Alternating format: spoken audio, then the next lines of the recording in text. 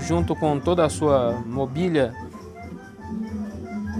e cerimônia, eram apenas um tipo destinado à destruição, especialmente Salmos 40, 6, 7 e Jeremias 3, 16.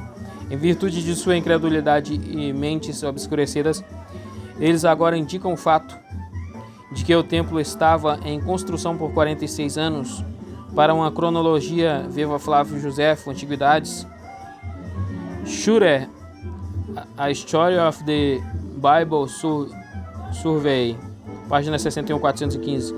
Herodes o Grande começou a reinar no ano 37 a.C. Segundo Joséfo, começou a construir o templo no 18º ano de seu reinado, portanto, no ano 20 a 19 a.C.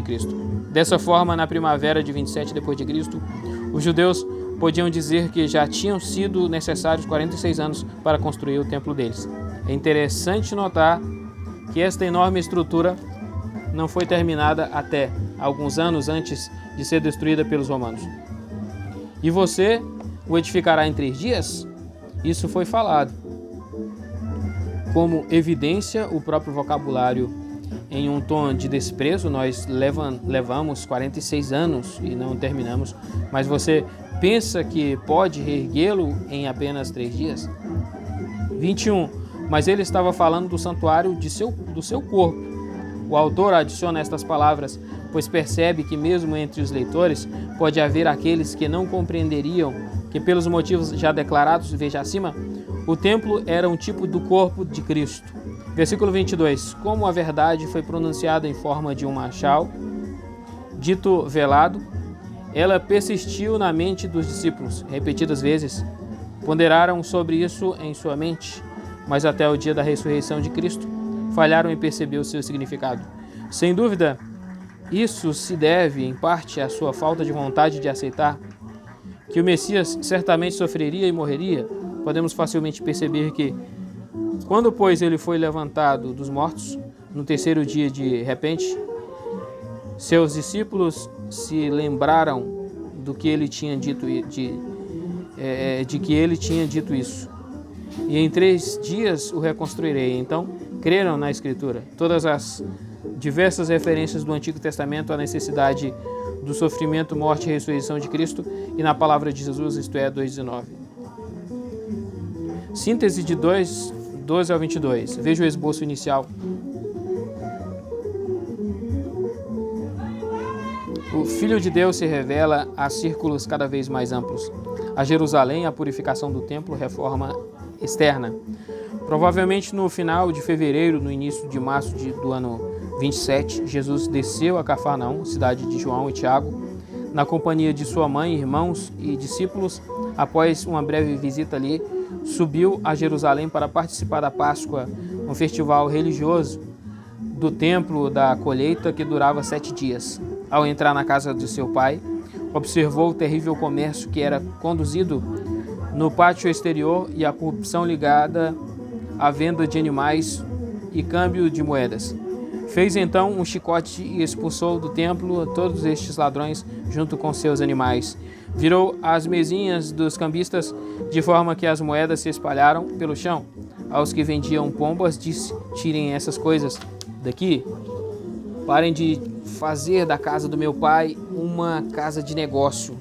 Seus discípulos viram nisso um cumprimento do Salmo 69:9.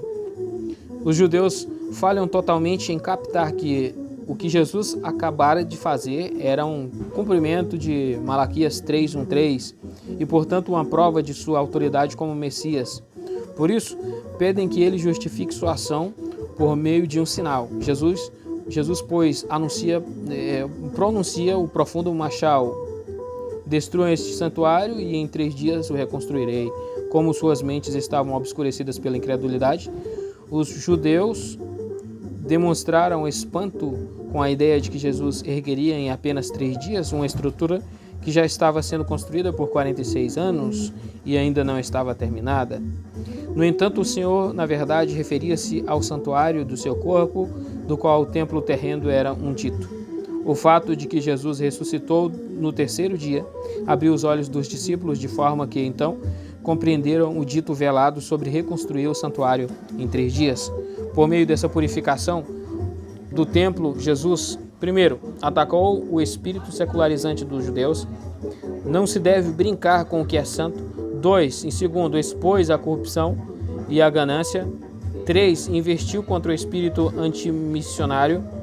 O pátio dos gentios fora construído como um convite para que eles adorassem o Deus de Israel. Marcos 11:17. Contudo, Anás e seus filhos usavam para os seus propósitos egoístas aquilo que fora designado como uma bênção às nações. E 4, cumpriu profecias messiânicas, Salmo 69 e Malaquias 3.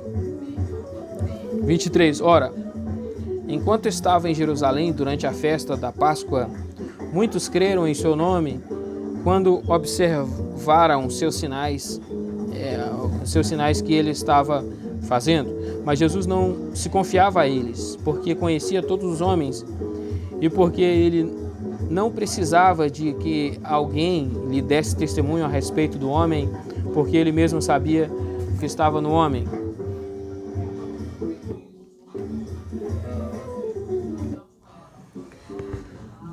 Versículo 23. Ora, enquanto estava em Jerusalém durante a festa da Páscoa, Jesus permaneceu em Jerusalém durante toda a Páscoa. Veja o comentário sobre o versículo 13. Muitos creram em seu nome, isto é, pelo modo em que seu poder foi demonstrado, eles aceitaram como um grande profeta e talvez até mesmo como o Messias. Entretanto, isso não é o mesmo que dizer que eles renderam seus corações a ele.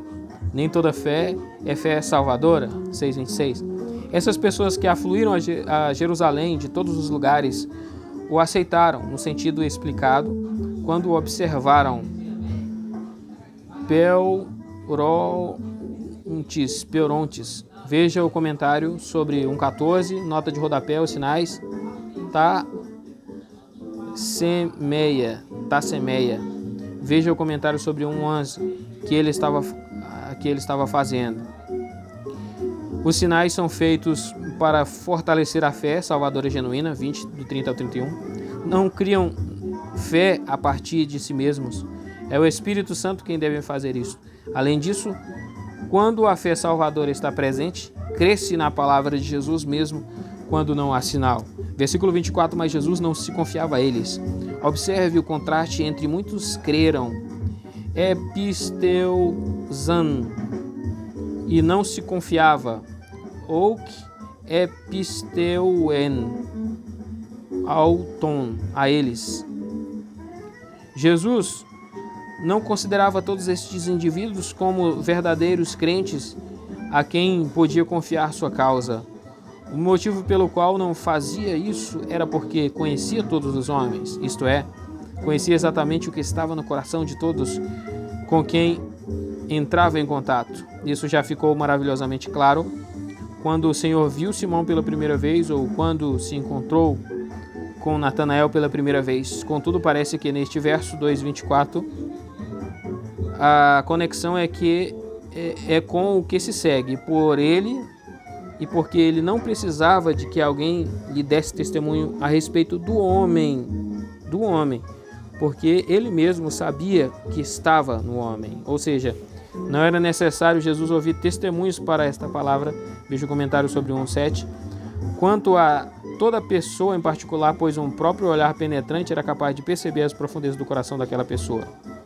Sim, ele está falando de uma forma, quando ele fala sabia o que está no homem, eu entenderia que era a depravação, a maldade que está no homem. Então, ele sabe da maldade do homem. Mas aqui está falando que ele vê no homem. Aqui está dando uma interpretação como se ele vesse, só que o versículo está falando que ele sabia o que tinha no homem, o que há no homem aqui, ó. Ele mesmo sabia o que estava no homem. Então ele estava falando do geral, estava no homem, no ser humano. Está se referindo do pecado original, a depravação, né? Só que a interpretação dele será que ele conhece o que está nas profundezas do coração de uma pessoa, Tome Nicodemos como exemplo. Assim, o capítulo 3 relata a conversa de Cristo com este líder judaico. Portanto, embora 2:23 e 25, em certo sentido, seja uma continuação do parágrafo precedente, pois em ambos se descreve a obra de Jesus em Jerusalém. A divisão de capítulos poderia ter sido feita após o verso 22. Isso se torna evidente ao lermos juntos o último verso do capítulo 2 e o primeiro do capítulo 3, desta forma: porque ele mesmo sabia o que estava no homem. Ora, havia um homem entre os fariseus chamado Nicodemos. Para a síntese, veja depois de 3:21. Então, acabou bem aqui o capítulo 2. Acabou, me surpreendeu.